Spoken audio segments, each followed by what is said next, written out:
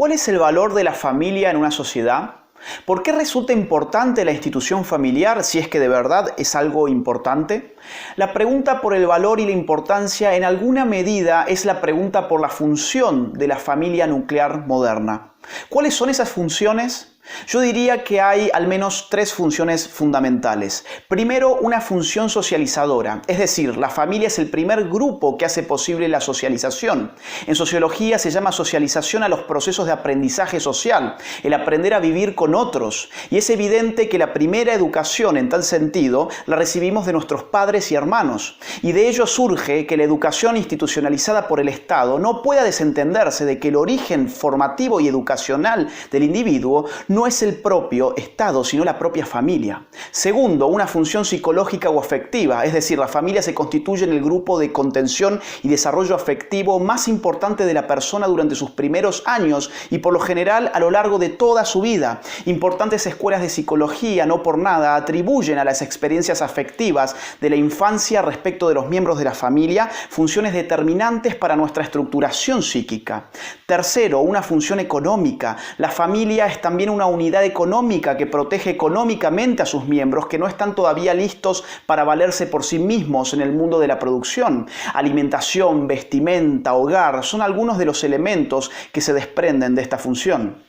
Es evidente que existen familias disfuncionales y así las llamamos precisamente cuando sus funciones fundamentales no se cumplen o peor todavía cuando sus propios responsables atentan directamente contra los miembros más indefensos. Pueden pensarse varios ejemplos: padres que socializan a sus hijos en prácticas delincuenciales, padres que abusan de sus hijos, padres que no son capaces de alimentar a sus hijos.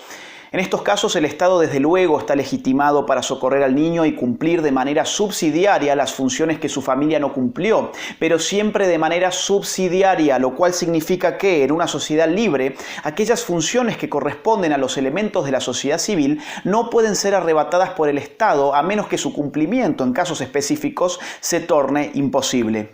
Un Estado que absorbe a la sociedad civil es lo que en teoría política se denomina totalitarismo, y el totalitarismo además dado por definición el debilitamiento e incluso el aniquilamiento total de la familia como formación social intermedia. Esto que vemos ahora no es nada nuevo. Mussolini, por ejemplo, ya decía: todo dentro del Estado, nada fuera del Estado, nada contra el Estado.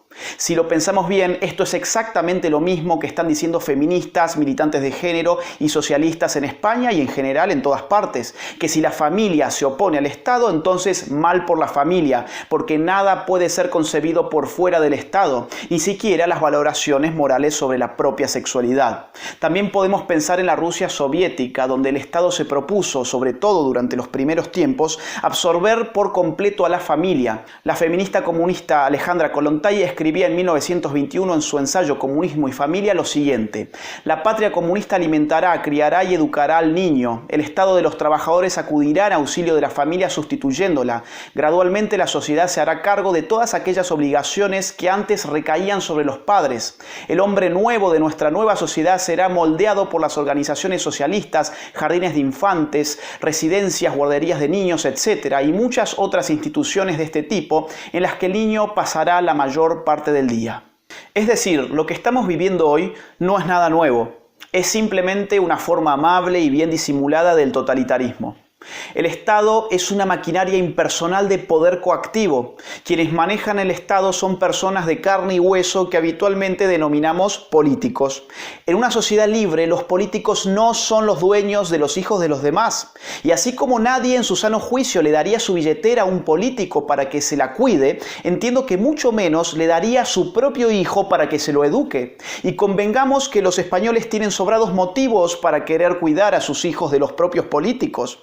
Si no, escuchen nada menos que a la directora de Diversidad Sexual y LGBTI, Boti García, contando públicamente cuando, dando clases en un bachillerato, se enamoró de una alumna menor de edad con la que mantenía relaciones efebofílicas lésbicas.